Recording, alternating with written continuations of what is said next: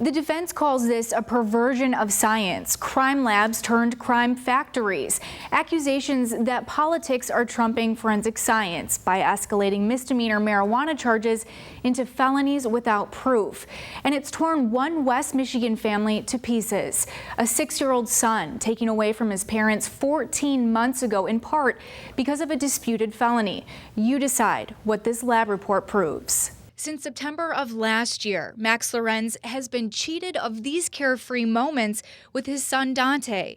Afternoons of uninterrupted fun, now supervised visits. Doctors telling me one thing, the judge is saying another. For years, Max has been ingesting marijuana oils for serious stomach issues and pain after a debilitating back injury.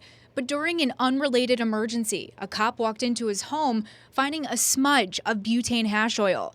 His medicine got him in trouble, and he was charged with a misdemeanor for having marijuana. But he has a medical marijuana card and says the charges should have been dropped. The Ottawa County prosecutor charged Max for having a Schedule I synthetic drug. That's no longer a misdemeanor, it's a 2-year felony, something his attorney Michael Camoran calls a bogus crime. When you have a laboratory that is looking at a substance and reporting it in a way that makes it a Schedule I instead of the marijuana that they know it is, it's creating a crime. What Max had is a marijuana extract. But look at Max's MSP crime lab report. It specifically says origin unknown. In this particular case, a quantitation was not done, and therefore I could not conclude whether or not it was hemp. You're correct. This is the forensic scientist who wrote the report, testifying last spring he couldn't determine if this hash oil was natural or man-made. Again, the difference between a misdemeanor and a 2-year felony. Yes, it's a preparation of marijuana. It was extracted from marijuana. But Jay Siegel disagrees. He's a chemist and former MSU forensic science director. He says this is natural marijuana. He pointed to the lab's data, showing the sample had a brown color and 3 cannabinoids. He says it's unreasonable to say this is man-made. It's much easier to get marijuana and extract it than the syntheses are quite sophisticated.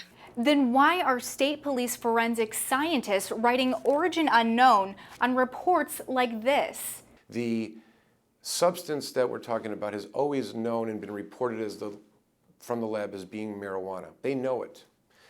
The lab is being forced, compelled, a policy change to do this a certain way, to report this as a synthetic THC. This is a lie.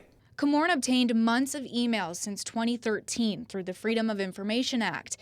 They show a debate about procedural changes between MSP forensic scientists, directors, and prosecutors associated with the Attorney General's office. The law enforcement community is focused on criminalizing medical marijuana patients, creating crimes in a crime laboratory that gives them no integrity. Emails show after meeting with the Prosecuting Attorneys Association of Michigan, a lab leader turned one prosecutor's opinion into policy.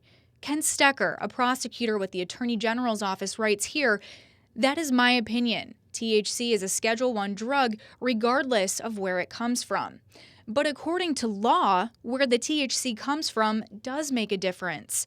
The most damning evidence is that their own forensic scientists calls them out that they can't do it based on forensic science, and yet they do it anyways. One state police forensic scientist expresses concern, quote, "By going out on that limb and calling it THC, you jump from a misdemeanor to a felony." Then he writes, "It's highly doubtful any of these medical marijuana products we're testing are synthetic. That's completely impractical." Another is absolutely opposed. This could lead to the wrong charge of possession of synthetic THC and the ultimate wrongful conviction of an individual.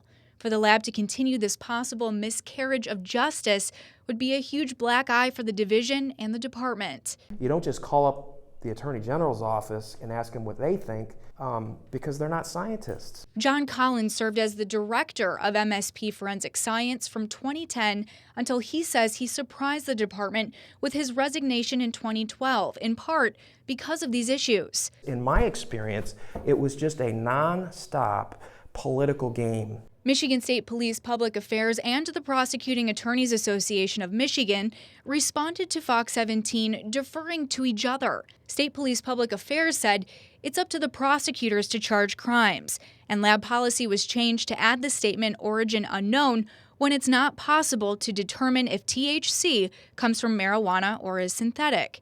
Then the prosecutor's president wrote, it's up to the crime labs to report science. Quote, any accusation that the lab and Pam are directing lab personnel to report crimes without evidence is untrue. Comorn doesn't buy it. There is some wrongdoing going on that they know that it's wrong and they continue to do it otherwise. Meanwhile, Max says he will not stop fighting for custody and the right to use the medicine, he says, that doesn't hurt his body like pharmaceuticals. If nobody stands up for this and it just keeps going the way it is, how many more people are going to get thrown under the bus just for using their prescribed medicine? And it's just ridiculous. I just caught up with Attorney General Bill Schuette at another event asking specifically about these emails suggesting prosecutors within his office are manipulating the way crime labs report marijuana. Here's what he had to say after I asked him what is his involvement. We're in the middle of an investigation, so really can't comment one way or the other. But we have an outstanding group of people who work very hard to make sure we enforce the law and defend the Constitution of Michigan. Schuette there saying he enforces the law, also adding his office is always, quote, very open, very transparent. As for Lorenza's case, a scheduled hearing has been adjourned. The Ottawa County prosecutor filed a motion suppressing the defense subpoenas for many of the people I just quoted. Now, the defense tells me they plan to refile motions and set another hearing likely in December. At this point, it may be up to another court to address these underlying allegations outside of Max's case. Meanwhile, there is pending marijuana legislation statewide that would expand the definition of usable marijuana to include concentrates and extracts. This would explicitly protect people like Max from being charged. We will stay on top of this case for you and continue to investigate. In the studio, Dana Chiklis, Fox 17 News.